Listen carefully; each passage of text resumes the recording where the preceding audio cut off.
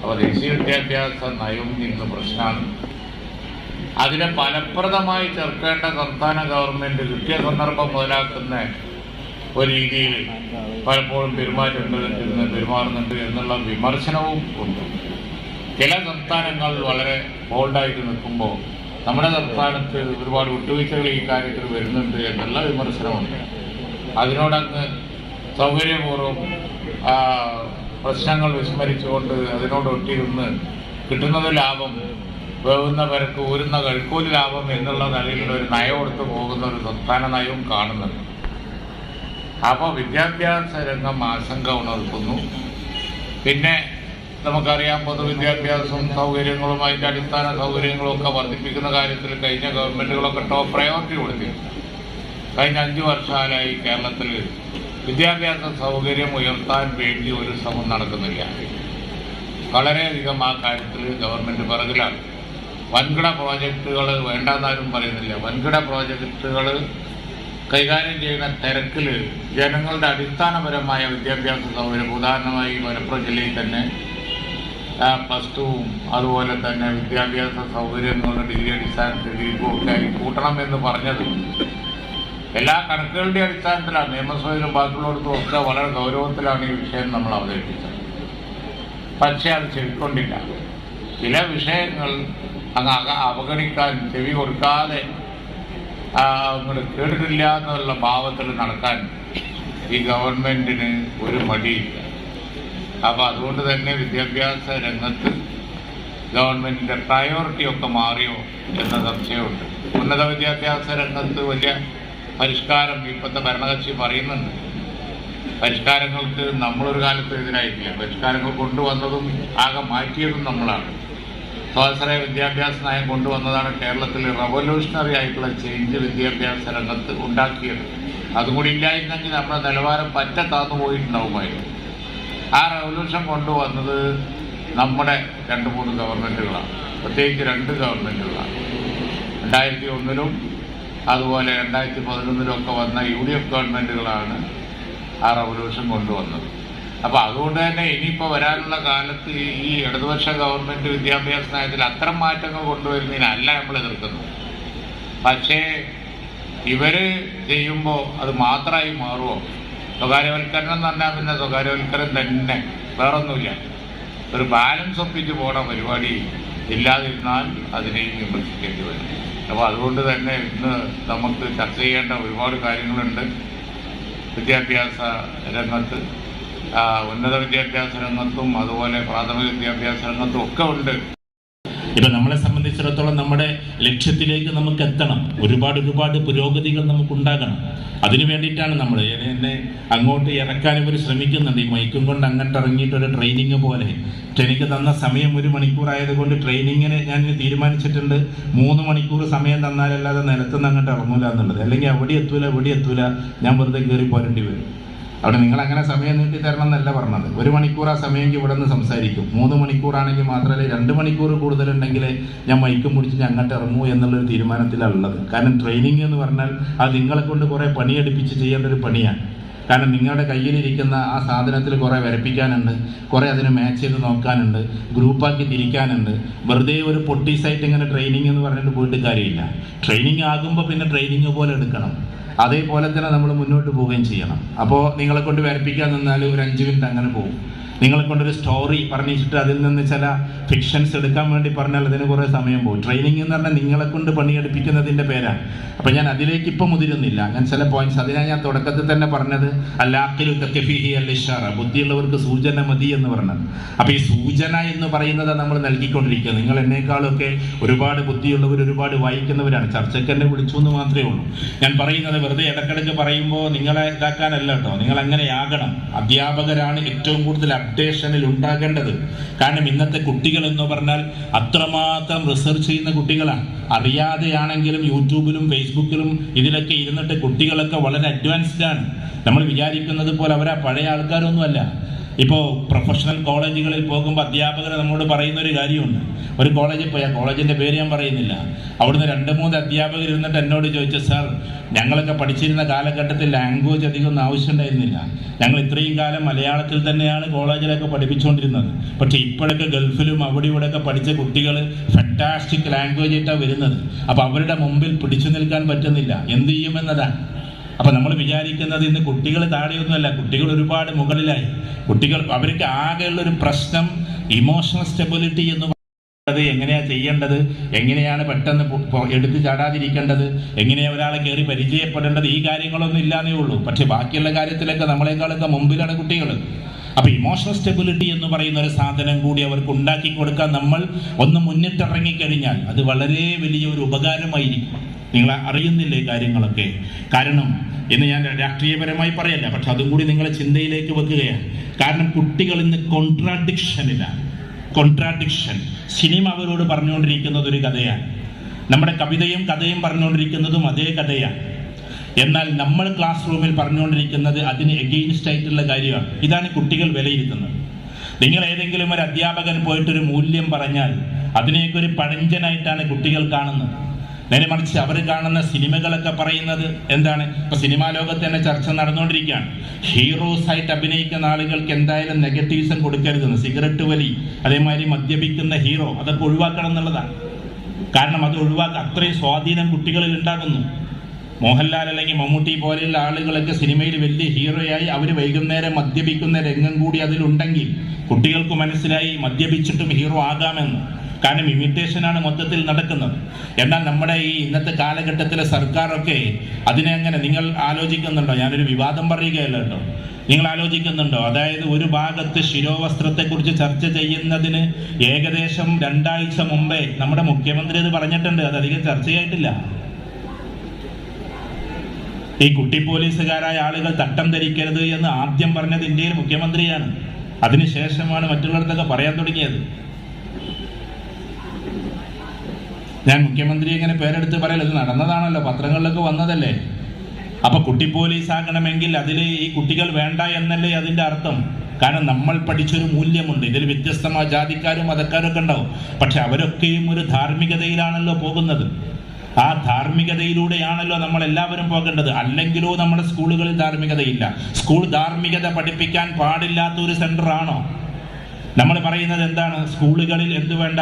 ഞാൻ പറഞ്ഞ ഇനി വളരെ ശ്രദ്ധിച്ച് കേൾക്കണേ, ഒരു ഇന്റർനാഷണൽ വേർഷനും കൂടിയാണ് പറയാൻ പോകുന്നത്. എന്ന് വെച്ചാൽ നമ്മുടെ സ്കൂളുകളിൽ ധാർമ്മികത വേണ്ട, അവിടെ സബ്ജക്റ്റ് പഠിപ്പിച്ചാൽ മതി എന്നാണ് ഇടത് സർക്കാർ ആവർത്തിച്ച് പറഞ്ഞുകൊണ്ടേയിരിക്കുന്നത്.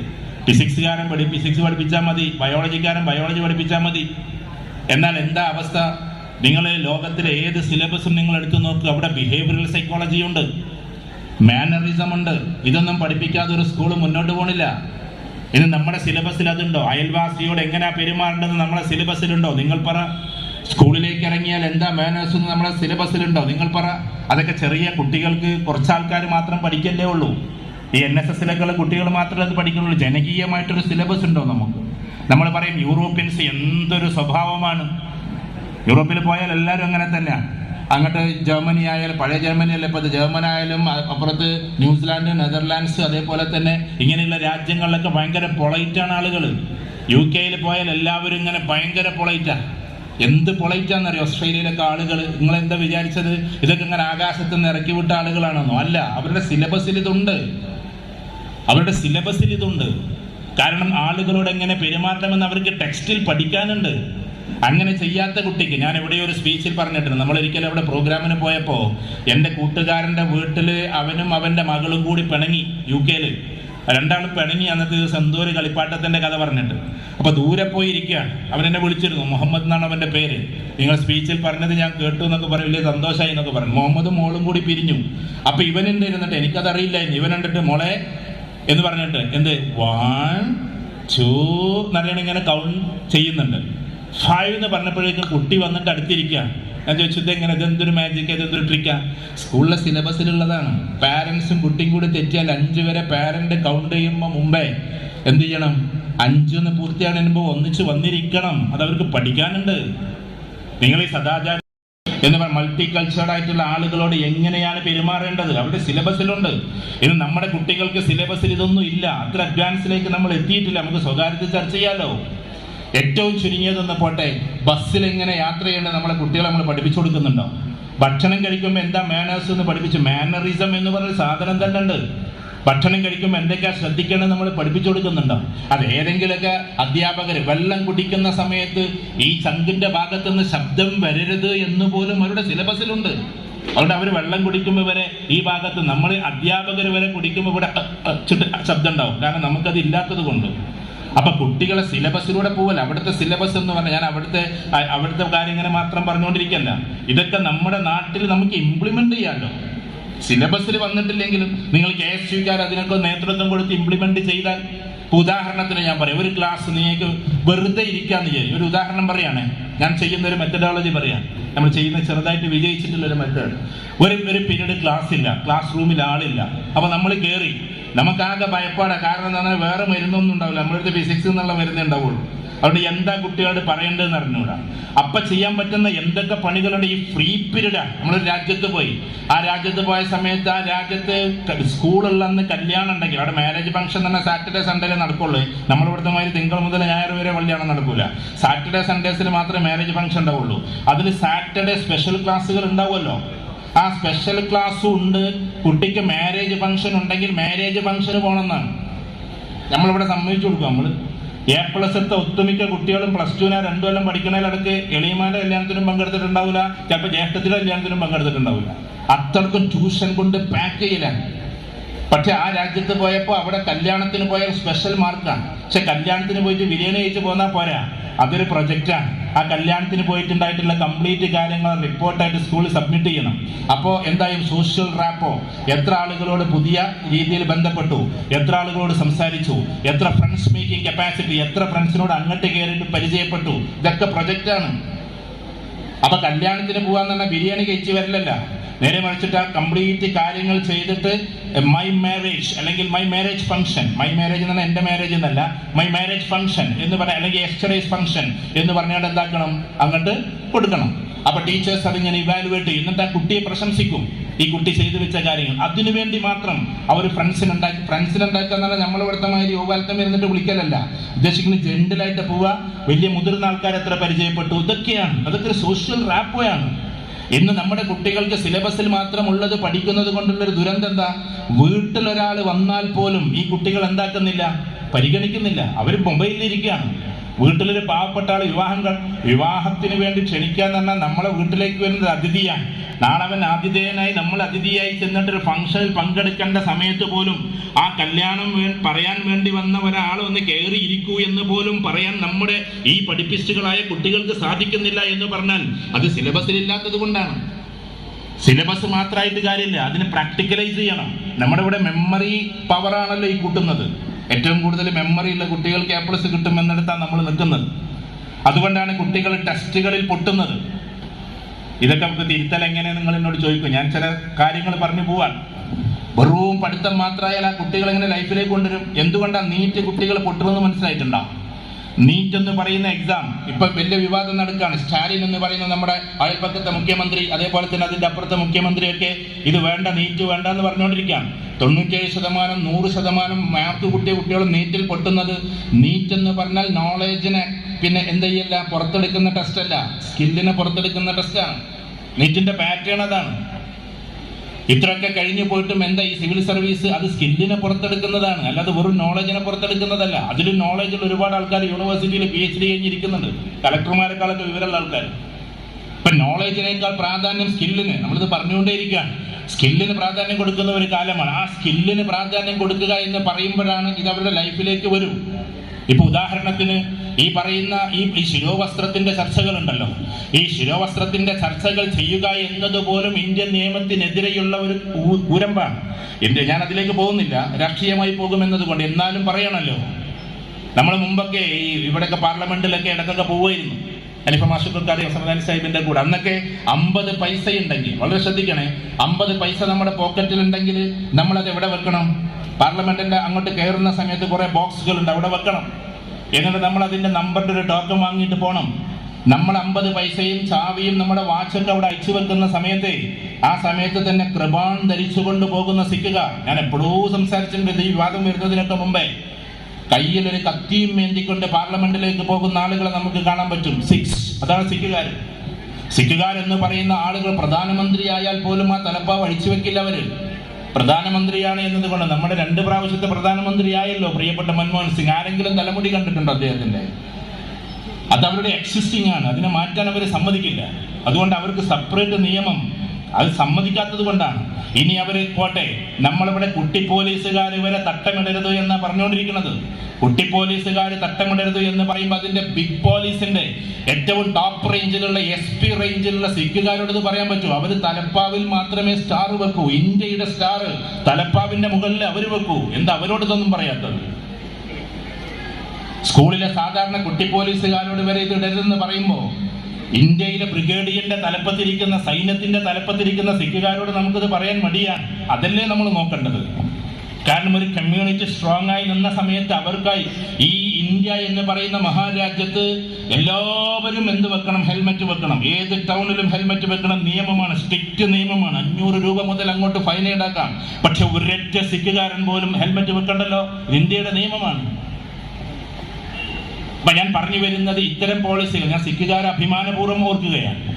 അപ്പൊ നമ്മൾ ഓരോരുത്തരും അവരുടേതായ മൂല്യങ്ങളെ കാത്തു സൂക്ഷിക്കുന്ന സമയത്ത് നമ്മൾ ആലോചിക്കേണ്ടത് ഈ പറയുന്ന സാല്യം തന്റെ മൂല്യമാണ്. അതിൽ നമുക്ക് തന്നെ കോൺട്രാഡിക്ഷൻ ആയാൽ പിന്നെന്തായിരിക്കും അവസ്ഥ? നമ്മൾ തന്നെ അതിലെന്താണ്? അഭിപ്രായ വ്യത്യാസക്കാരാണ്. ആ അഭിപ്രായ വ്യത്യാസം ഉണ്ടാകുമ്പോൾ ഇതൊക്കെ സംഭവിച്ചുകൊണ്ടേയിരിക്കും. ഞാൻ പറഞ്ഞു വരുന്നത് ഈ ഒരു മൂല്യബോധത്തിനെ മുന്നിൽ വെച്ചുകൊണ്ട് എല്ലാ അർത്ഥത്തിലും ചിന്തിപ്പിക്കുന്ന ഒരു സമൂഹം, എല്ലാ സൗഹാർദ്ദം അപ്പോഴല്ലേ ഉണ്ടാവുള്ളൂ. ഈ രാജ്യത്ത് 3 പൊളിറ്റിക്സ്, ഞങ്ങളുടെ സബ്ജക്റ്റ് അതല്ല, 3 രീതിയിലുള്ള പൊളിറ്റിക്സ് നടക്കുന്നത്. ഒന്ന് വർഗീയവൽക്കരണത്തിന്റെ പൊളിറ്റിക്സ്, മറ്റൊന്ന് ലിബറലിസത്തിന്റെ പൊളിറ്റിക്സ്, മറ്റൊന്ന് വാല്യൂ ബേസ്ഡിന്റെ പൊളിറ്റിക്സ്. വാല്യൂ ബേസ്ഡ് പൊളിറ്റിക്സിലാണ് നമ്മൾ നിൽക്കുന്നത്. എക്സ്ട്രീമിസത്തില്ല. എക്സ്ട്രീമിസം ഈസ് എ ഡിസീസ് എന്ന് പറയാറുണ്ട്. Extremism is A disease. Extremism ഒരു രോഗമാണ്. എക്സ്ട്രീമിസം ഒരു രോഗമാകുമ്പോൾ ആ ലേഖനത്തിൽ പറയുന്നത് എക്സ്ട്രീമിസം ഈസ് എ ഡിസീസ് എന്ന് പറയുമ്പോൾ അതിൽ മാർക്ക് കൂടി വരുന്നുണ്ട്. മാർക്കിന് വേണ്ടി എക്സ്ട്രീമിസ്റ്റുകളായ അധ്യാപകരും ഇതേ എക്സ്ട്രീമിസ്റ്റുകൾ തന്നെയാണ്. മാർക്കിന് വേണ്ടിയിട്ട് വാശി കൂട്ടുന്ന രക്ഷിതാക്കളും ഇതേ എക്സ്ട്രീമിസ്റ്റുകൾ തന്നെയാണ്. അങ്ങനെ ഒരു എക്സ്ട്രീമിസ്റ്റ് അല്ലേ? ആ കുട്ടിയുടെ പേര് ഞാൻ പറയുന്നില്ല, പേര് പറയാം, കൈസിന്റെ കൈസിനെ നഷ്ടപ്പെട്ടത് ഇതേ എക്സ്ട്രീമിസത്തോട് കൂടിയിട്ടാണ്. നമ്മൾ അധ്യാപകരിൽ നിന്നോ ഈ രക്ഷിതാക്കളിൽ നിന്നോ ഇത് വരാൻ പാടില്ല. കൈസ് ആശുപത്രിയുടെ 8ാം നിലയിൽ നിന്ന് ജമ്പ് ചെയ്തിട്ട് ആത്മഹത്യ ചെയ്തു 2 വർഷം മുമ്പ്. ഓർമ്മയുണ്ടാകുമല്ലോ നിങ്ങൾക്ക്. എന്താ കാര്യം? ഡോക്ടറാകണമെന്ന് ശക്തി പിടിച്ച പിതാവിന് വാണിംഗ് ആയിട്ട് അവൻ ആദ്യം ഞരമ്പ് മുറിച്ചു. പക്ഷെ പിതാവ് പറഞ്ഞു, നീ ഞരമ്പ് മുറിച്ചാലും കഴുത്ത് മുറിച്ചാലും ഡോക്ടറായേ പറ്റൂ. അധ്യാപകന്റെ വാശിക്ക് പുറത്താണ് കുട്ടികൾ സഞ്ചരിച്ചു കൊണ്ടിരിക്കുന്നത്. അതിന് വിഘ്നം സൃഷ്ടിക്കാൻ നമ്മൾ എന്ത് ചെയ്യണം? ഇവിടെ അനിഫമാഷ് വിലൊക്കെ ചെയ്യാറുണ്ട്. അതിന് വിഘ്നം സൃഷ്ടിക്കാൻ നമ്മൾ ചെയ്യേണ്ടുന്ന പണി എന്താണെന്നറിയോ? ഈ കുട്ടികൾക്ക് എന്താ കഴിവ്, എന്താ കഴിവുകേട് എന്ന്, കഴിവുകേട് അവിടെ നിൽക്കട്ടെ, എന്താ കഴിവ് എന്ന് കണ്ടെത്തി കൊടുക്കാനുള്ള ഉത്തരവാദിത്വം നമ്മൾ അധ്യാപകർക്കാണ്. അതിനൊരു സ്പെഷ്യൽ കൗൺസിലേഴ്സ് അല്ലെങ്കിൽ പിന്നെ CDAT ചെയ്യുന്ന സിജി ഓർഗനൈസേഷൻ അല്ലെങ്കിൽ ഡാറ്റ് ചെയ്യുന്ന അധ്യാപകർ അങ്ങനൊന്നും നിൽക്കണ്ട. ഈ പാറ്റേണൊക്കെ നമുക്ക് കിട്ടും. നിങ്ങൾ നെറ്റിൽ കയറി കഴിഞ്ഞാൽ ഇഷ്ടം പോലെ പാറ്റേൺ കിട്ടുമല്ലോ. ഇപ്പൊ IIT-കാർ കാൺപൂരിൽ നിന്നും ഗോരഖ്പൂരിൽ നിന്നൊക്കെ പാസ്സായിട്ടുള്ള IIT കുട്ടികൾ കോഴിക്കോട് നടത്തുന്ന ടെസ്റ്റ് ഉണ്ട്. അതാണ് ഇന്ന് കേരളത്തിൽ ഏറ്റവും ടോപ്പ് ടെസ്റ്റ് എന്നാണ് സിജിയുടെ തലപ്പത്തിരുന്ന എന്റെ വിദ്യാർത്ഥി പറഞ്ഞത്. ആ പാറ്റേൺ എന്തുകൊണ്ട് നിങ്ങൾക്ക് എടുത്തുകൂടാ? നമ്മുടെ കുട്ടികൾക്ക് ഇന്ന സ്കില്ലാണ് ഉള്ളത് എന്ന് കണ്ടെത്തിക്കൂടാ? അങ്ങനെ കണ്ടെത്തിയിട്ട് ചാനലൈസ് ചെയ്യുകയാണെങ്കിൽ ഈ രക്ഷിതാക്കൾ ഈ വാശിക്ക് നിൽക്കൂലല്ലോ. നമ്മളെ പോലെയുള്ള ആളുകൾ തേടി പുറപ്പെടൂലല്ലോ. എല്ലാ ആളുകളും ഇത് കൈകാര്യം ചെയ്യുന്ന ആളുകളായിട്ട് മാറുക എന്നതാണ്. ആ മാറ്റത്തിന്റെ കൂടെയായിരിക്കണം നമ്മൾ. അപ്പൊ നമ്മളെ സംബന്ധിച്ചിടത്തോളം കുട്ടികളെ അനലൈസ് ചെയ്യാനുള്ള കപ്പാസിറ്റി ആദ്യം നമുക്കുണ്ടാകണം. നമ്മുടെ മുമ്പിലിരിക്കുന്ന കുട്ടി ഏത് വർഗത്തിൽപ്പെട്ടതാണ്? വർഗം എന്ന് പറഞ്ഞ മതവർഗമല്ല ഞാൻ പറയുന്നത്, ദേശവർഗമല്ല ഞാൻ പറയുന്നത്, കളറിന്റെ വർഗമല്ല ഞാൻ പറയുന്നത്. ആ കുട്ടി ഏത് ടൈപ്പിൽപ്പെട്ടതാണ്? അതിന് പേഴ്സണാലിറ്റി അനാലിസിസ് എന്ന് പറയുന്ന മോഡിലേക്ക് നമ്മൾ കയറണം. ആ കുട്ടിയെ കൃത്യമായി ഏത് ടൈപ്പിലാണ്, അവൻ ENTJ ആണോ EFTJ ആണോ, കൃത്യമായി നമ്മൾ അനലൈസ് ചെയ്യണം. നമ്മൾ അധ്യാപകർ അത് പഠിച്ചു വെച്ചേ പറ്റൂ. 16 ടൈപ്പ് പേഴ്സണാലിറ്റിയിൽ ഏതായിരിക്കും ഈ കുട്ടി? എന്തുകൊണ്ട് ആ കുട്ടി ക്ലാസ് എടുക്കുന്ന സമയത്തും പുസ്തകത്തിലിരുന്ന് ചിത്രം വരയ്ക്കുന്നു? അത് ഏത് ടൈപ്പ് കുട്ടിയായിരിക്കും? ഈ കുട്ടി ഏത് കാറ്റഗറിയിൽ പെട്ടത് കൊണ്ടാണ് അടുത്ത കുട്ടിയെ വികൃതി കാണിക്കുന്നത്? ആ ടൈപ്പ് നമ്മൾ പഠിച്ചേ പറ്റൂ. എന്തുകൊണ്ടാണ് അധ്യാപകർ സംസാരിക്കുമ്പോൾ കൗണ്ടർ ചെയ്ത് സംസാരിക്കുന്നത്? ഈ കുട്ടി ഏത് ടൈപ്പിൽപ്പെട്ട കുട്ടിയാണ്? നമ്മൾ അറിഞ്ഞേ പറ്റൂ. എന്തുകൊണ്ടാണ് രക്ഷപ്പെടാൻ വേണ്ടി കളവ് പറയുന്നത്? കളവിന് അത്രമാത്രം പ്രാധാന്യം കൊടുക്കാത്തത് എന്തുകൊണ്ട്? അതെന്തുകൊണ്ടാണെന്നറിയോ? കളവ് പറയുന്ന കുട്ടിയെ നമ്മൾ മോശമായിട്ട് തള്ളി, ദയവ് ചെയ്ത് അങ്ങനെ തള്ളരുത്. അവൻ ആ സിറ്റുവേഷൻ മാനേജ് ചെയ്യാൻ വേണ്ടി മാത്രം പറയുന്ന കളവാണ്, അല്ലാതെ എന്നും കളവ് പറയുന്ന കുട്ടിയല്ല. കാരണം അവൻ്റെ അടുത്തൊരു അബദ്ധം വന്നുപോയി, അതിനെ മറച്ചു വെക്കാൻ വേണ്ടി പറയുന്ന കളവാണ്.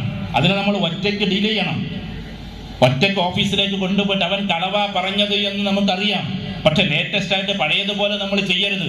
എന്താണ് നീ കളവ് പറയുന്നത് എന്ന് പറഞ്ഞ് ആൾക്കൂട്ടത്തിൽ വെച്ചിട്ട് അവനെ കള്ളനാക്കരുത്, അത് തെറ്റാണ്. ഹസരത്ത് ഉമർ റളിയല്ലാഹു അൻഹു ഒരു സംഭവമുണ്ട്. ഖലീഫ ഉമർ റളിയല്ലാഹു അൻഹു നമ്മൾ സൂചിപ്പിക്കാറുണ്ട്. നമുക്ക് ഏറ്റവും ടച്ചിങ് ആയിട്ടുള്ള ഒരു രംഗമാണ്. കാരണം ഉമർ റളിയല്ലാഹു അൻഹു ഖലീഫ ഉമറിന്റെ കാലഘട്ടം എന്ന് പറഞ്ഞ റളിയല്ലാഹു തആല കാലഘട്ടം എന്ന് പറഞ്ഞാൽ 20 രാജ്യങ്ങൾ ഭരിച്ചുകൊണ്ടിരിക്കുകയാണ് ആ സമയം. Single spiritual dominion and 10 physical kingdoms. ഒരു അധ്യാപകൻ അതായിരിക്കണം. ആ സമയത്ത് പുറത്തു ദേശത്ത് നിന്ന് ഏതോ വന്ന ഒരു ചെറുപ്പക്കാരൻ വീട്ടിന്റെ ഉള്ളിൽ വെച്ച് മദ്യപിക്കുന്നത് കണ്ടു. ഉമർ റളിയല്ലാഹു തആല മസ്ജിദ് നബവിയിലേക്ക് നടന്നു പോകുമ്പോൾ ആ പുതിയ ആള് വന്നതല്ലേ വിചാരിച്ചു വിഷ് ചെയ്യാന്ന് വിചാരിച്ച് നോക്കിയതാ. അപ്പൊ അതിനകത്തിരുന്ന് മദ്യപിക്കുന്നത് കണ്ടു. അന്ന് ഇതേപോലെ കൊട്ടാര വീടൊന്നും അല്ലല്ലോ, ആകെ റൂമല്ലേ ഉള്ളൂ വീടുകൾക്ക്. അദ്ദേഹം അതൊക്കെ മാറ്റി, മദ്യത്തിന്റെ അതൊക്കെ മാറ്റി വെക്കുന്നത് കണ്ടു. പക്ഷേ അന്ന് മദ്യപിച്ചവർക്ക് അടിയാണ്, ഭയങ്കര ശക്തമായ ശിക്ഷയാണ് ആ പ്രദേശത്ത്. ഉമർ റളിയല്ലാഹു തആല നേരെ പോയി പള്ളിയിലേക്ക്. ഇദ്ദേഹം കുറേ ദിവസത്തേക്ക് പോയില്ല, ഒരു മാസത്തോളം അങ്ങോട്ട് പോയില്ല. എന്തെങ്കിലും ശിക്ഷ ഉണ്ടാകുന്ന പേടിച്ചിട്ട്. പിന്നൊന്നും പറഞ്ഞേക്കില്ല എന്നുള്ള ഒരു മാസം കഴിഞ്ഞതിനെ ഒന്ന് ചെന്നപ്പോൾ ഉമർ റളിയല്ലാഹു തആല നിസ്കാരം കഴിഞ്ഞിട്ട് ഇങ്ങനെ വിളിച്ചു, അത് അടുത്തേക്ക് വിളിച്ചു. അദ്ദേഹം പറയുന്നുണ്ട്, എന്നെ മാനം കെടുത്തി, എന്നെ എല്ലാ അവസ്ഥയിലും ഇവിടെ വെച്ച് ശിക്ഷിക്കാൻ പോവാണ്, എന്താ ഇങ്ങനെ ചെയ്തതെന്ന കുറച്ച് ദിവസം മുമ്പ് പറഞ്ഞുകൂടായിരുന്നോ എന്നൊക്കെയുള്ള ചിന്തയിൽ അടുത്തേക്കെത്തി. പക്ഷേ ഖലീഫ ഉമർ അഥവാ ഈ 20 രാജ്യം ഭരിക്കുന്ന single spiritual dominion and 10 physical kingdoms, 20 ഭൗതിക രാജ്യങ്ങളെ ഓപിച്ചുകൊണ്ട് ഒരു ആത്മീയ ലോകമായി ഭരിക്കുന്ന ഉമർ റളിയല്ലാഹു തആല എന്നെ നെഞ്ചിൽ ചേർത്തു. എന്നിട്ട് പറഞ്ഞ വാക്കെന്താണെന്നറിയോ? ചെവിയിൽ ഇങ്ങനെ മെല്ലെ പറഞ്ഞത്രേ, നിങ്ങൾ മദ്യപിക്കുന്നത് ഞാൻ കണ്ടു, പക്ഷെ ഞാൻ ആരോടും അത് പറഞ്ഞിട്ടേയില്ല. അതിൽ ഇദ്ദേഹം തിരിച്ചങ്ങോട്ട് പറയുന്നുണ്ട് കരഞ്ഞുകൊണ്ട്, നിങ്ങളൊരു മാന്യനാണെന്ന് എനിക്കറിയാം, നിങ്ങളതേ ചെയ്യൂ എന്ന് എനിക്കറിയാം, അതിനുശേഷം ഞാൻ മദ്യപിച്ചിട്ടേയില്ല. ഇനി നിങ്ങൾ സാക്ഷി, ഈ മസ്ജിദ് നബവി സാക്ഷി, ഞാൻ ഇനി മരണം വരെ മദ്യപിക്കുകയുമില്ല. ഈ ട്രീറ്റ്മെന്റാണ് കുട്ടികൾക്ക് കൊടുക്കണ്ടേ. അല്ലാതെ ഒരു കുട്ടി എന്തോ ഒരു സിഗരറ്റ് വലിച്ചൊന്നും പറഞ്ഞിട്ട് ആൾക്കൂട്ടത്തിലിട്ട് തല്ലലല്ല, നേരെ ഒറ്റയ്ക്ക്. അതിൽ നമ്മൾ എന്ത് ചെയ്യണം? ഒരു അധ്യാപകൻ എന്ന് പറഞ്ഞാൽ ഒരു കൗൺസിലർ കൂടിയാണ്. ഇതിൽ BEd-ഉം M.Ed ഒക്കെ എടുത്ത ആളുകൾ ഉണ്ടാവുമല്ലോ. ജനറൽ സൈക്കോളജി നമ്മൾ എന്തായാലും പഠിച്ചിട്ടുണ്ട്, അഡ്വാൻസ്ഡ് ജനറൽ സൈക്കോളജിയും പഠിച്ചിട്ടുണ്ടാവും. പക്ഷെ അത് നമ്മൾ അപ്ലിക്കബിൾ ആക്കാറില്ല, അപ്ലൈ ചെയ്യാറില്ല. അതാണ് പ്രശ്നം. സിലബസിൽ ഇങ്ങനെ പഠിച്ചു പോകുന്നതാണ്. കുട്ടിയെ ഒറ്റയ്ക്ക് വിളിച്ചിട്ട് കൗൺസിലിംഗ് നടത്തേണ്ടുന്ന കാര്യമുണ്ട്. അവനോട് തോളത്ത് തട്ടിയിട്ട്, നീ പറഞ്ഞത് കളവാണെന്ന് എനിക്കറിയാം, ഞാൻ നിന്നെ മാനം കെടുത്തേണ്ടെന്ന് വിചാരിച്ചതാണ്, പക്ഷേ ഇത് ഞാൻ നിനക്ക് തരുന്ന എന്തല്ല ഓഫറൊന്നുമല്ല, അല്ലെങ്കിൽ നിന്നെ മനസ്സിലാക്കാത്തതുകൊണ്ടല്ല, ഞാൻ വിദ്യയായതുകൊണ്ടല്ല, പക്ഷെ ഇന്നു മുതൽ നീ അത് ചെയ്യില്ല എന്നൊരു ഉറപ്പ് നീ എനിക്ക് തരണം. അതോടുകൂടി കുട്ടി മാറും. നീ എന്തടാ ഇങ്ങനെ ആയത് എന്ന് ഒറ്റയ്ക്ക് വിളിച്ച് ചോദിച്ചാൽ മതി. Personal counselling. അപ്പൊ നമ്മൾ ഓരോ അധ്യാപകരും കൗൺസിലറാണ്, ഓരോ അധ്യാപകരും അങ്ങനെയാണ്. ഞാൻ നേരത്തെ പറഞ്ഞല്ലോ, ബാക്ക് ബെഞ്ചിലെ കുട്ടികളെ ശ്രദ്ധിക്കുന്ന അധ്യാപകരോട് എന്നും കുട്ടികൾക്ക് കമ്മിറ്റ്മെന്റ് ആണ്. എന്നും ഫ്രണ്ട് ബെഞ്ചിൽ ഇരുന്നിട്ട് നല്ല മാർക്ക് വാങ്ങി ഡിസ്റ്റിങ്ഷനോടുകൂടി അല്ലെങ്കിൽ A+ഓടുകൂടി വാങ്ങിക്കുന്ന കുട്ടികൾക്ക് നമ്മളോട് വലിയ കമ്മിറ്റ്മെന്റ് ഉണ്ടാവില്ല കേട്ടോ. ഞാൻ അങ്ങനെ പറഞ്ഞത് നിങ്ങൾ ക്ഷമിക്കണം.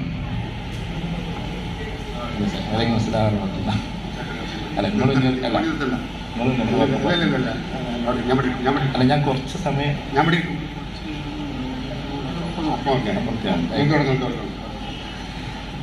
അപ്പൊ പറഞ്ഞു വരുന്നത്, കുട്ടികളുടെ പേഴ്സണൽ കൗൺസിലറായി മാറാൻ നമുക്ക് പറ്റണം. അതിന് കുട്ടി എന്ത് ചെയ്യണം? നമ്മൾ അനലൈസ് ചെയ്യണം. കുട്ടിക്ക് വേണ്ടി നമ്മൾ ചെയ്യാവുന്ന 4 കാര്യങ്ങളാണ്. ഒന്ന്, കേസ് സ്റ്റഡി. ആ കുട്ടി ആരാണ് എന്ന് മനസ്സിലാക്കലാണ് കേസ് സ്റ്റഡി. അപ്പൊ ആ കുട്ടിയെ, ഞാൻ നേരത്തെ പറഞ്ഞല്ലോ, അധ്യാപകരായ ആളുകൾ കുട്ടികളെ പുറത്താക്കും. ഉറങ്ങുന്ന കുട്ടിയെ നേരെ മറിച്ചിട്ട് ഉറങ്ങുന്ന കുട്ടിയെ അകത്തിരുത്തുന്നവനാ ഗുരുനാഥൻ. കാരണം അവന്റെ ഉറക്കത്തെ കണ്ടെത്തും ആ ഗുരുനാഥൻ. അവനോട് പോയിട്ട് ചോദിക്കും, മോനെ നീ എന്തേ ഇന്നലെ ഉറങ്ങിയില്ലേ? ആ കുട്ടി അപ്പൊ കരയും, ചിലപ്പോൾ കണ്ണുകൾ നിറയും. എന്നിട്ട് പറയും, എൻ്റെ ഉമ്മാക്ക് ക്യാൻസർ ചെയ്ത തുടങ്ങിയ സംഭവം, അല്ലെങ്കിൽ ചികിത്സയ്ക്ക് പൈസ ഇല്ലാത്ത സംഭവം. ഒരുപാട് കാര്യങ്ങൾ കുട്ടികൾക്ക് പറയാനുണ്ട്, ഒരുപാട് കാര്യങ്ങൾ പറയാൻ. അത് ഈ അധ്യാപകനോട് പറയും. അപ്പൊ അതിന്റെ സൊല്യൂഷൻ നമ്മൾ പറഞ്ഞു കൊടുക്കണം. കേസ് സ്റ്റഡിയാണ് ഒന്ന്. പിന്നെ ട്രാക്ക് റെക്കോർഡ് എന്ന് പറയുന്ന ഒരു സംഭവമുണ്ട്. ഇവൻ ഇങ്ങനെ ആകാൻ എന്താ കാരണം? അത് നമ്മൾ കണ്ടു. ഇതിനൊക്കെ എവിടെ ഞങ്ങൾക്ക് സമയമെന്ന് നിങ്ങൾ ചോദിക്കരുത്. നമ്മുടെ ചാപ്റ്റേഴ്സിനേക്കാളും പ്രധാനം ആ ഒരു വ്യക്തി നേരെയാകലാണ്, ആ ഒരു വ്യക്തി ഉഷാറാകലാണ്. അത് കഴിഞ്ഞാൽ പിന്നീട് ഒന്നുണ്ട്. എന്താണ്? അതിന്റെ ട്രീറ്റ്മെന്റിന്റെ പെഡഗോഗി നമ്മൾ അറിയണം. ഇങ്ങനത്തെ ടൈപ്പ് ആളുകളെ എങ്ങനെ, എനിക്ക് ഒരുപാട് അധ്യാപകർ വിളിച്ച് ചോദിക്കാറുണ്ട്, ഇങ്ങനൊരു കുട്ടി ഉണ്ട്, ആ കുട്ടീനെ എന്താ ചെയ്യേണ്ടത്? സമയം ഉണ്ടെങ്കിൽ നമുക്ക് പറഞ്ഞു കൊടുക്കാം, അറിയുന്നതാണെങ്കിൽ. എല്ലാം നമുക്ക് അറിയില്ലല്ലോ. അപ്പൊ ചുരുക്കി പറഞ്ഞാൽ അങ്ങനെ കുട്ടിയുടെ ട്രീറ്റ്മെന്റ് ആണ് അടുത്ത ഭാഗം. പിന്നെ ഫോളോ അപ്പ്, ആ കുട്ടി എവിടെ എത്തി എന്ന് നമ്മൾ ഫോളോ അപ്പ് ചെയ്യണം. ഈ 4 കാര്യങ്ങൾ കുട്ടികൾക്ക് വേണ്ടി നമ്മൾ ചെയ്തേ കൊടുക്കണം. അല്ലാതെ വെറും അധ്യാപനമല്ല നമ്മുടെ ജോലി. അതിൽ ലേഖനത്തിൽ പറയുന്നുണ്ട്, അധ്യാപകർ കുട്ടികളെ പണക്കാരനാക്കും. ഗുരുനാഥൻ കുട്ടിയോട് പറയും ആ പൈസ എങ്ങനെ ചെലവാക്കേണ്ടത് എന്ന്. അധ്യാപകൻ കുട്ടിയുടെ ബുദ്ധിയെ വളർത്തും, ഗുരുനാഥൻ കുട്ടിയുടെ ഹൃദയത്തെ വളർത്തും. അധ്യാപകൻ കുട്ടിയെ ഉദ്യോഗസ്ഥനാക്കും, എന്നാൽ ഗുരുനാഥൻ കുട്ടിയെ മനുഷ്യനാക്കും.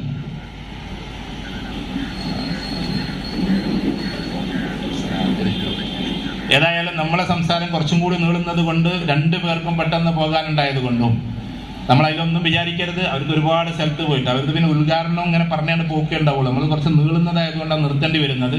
അതുകൊണ്ട് പ്രിയപ്പെട്ട സയ്യിദ് മുനവ്വർ അലി ശിഹാബ് തങ്ങൾക്കും അതേപോലെ തന്നെ പ്രിയപ്പെട്ട നമ്മുടെ ഉബൈദുള്ള MLA സാഹിബ് അവർക്കും വേണ്ടി അല്പസമയം നമ്മൾ ഈ സെഷൻ ഒന്ന് നിർത്തിവെക്കുന്നു. ബാക്കി നമുക്ക് അപ്പോൾ തുടരാവുന്നതാണ്.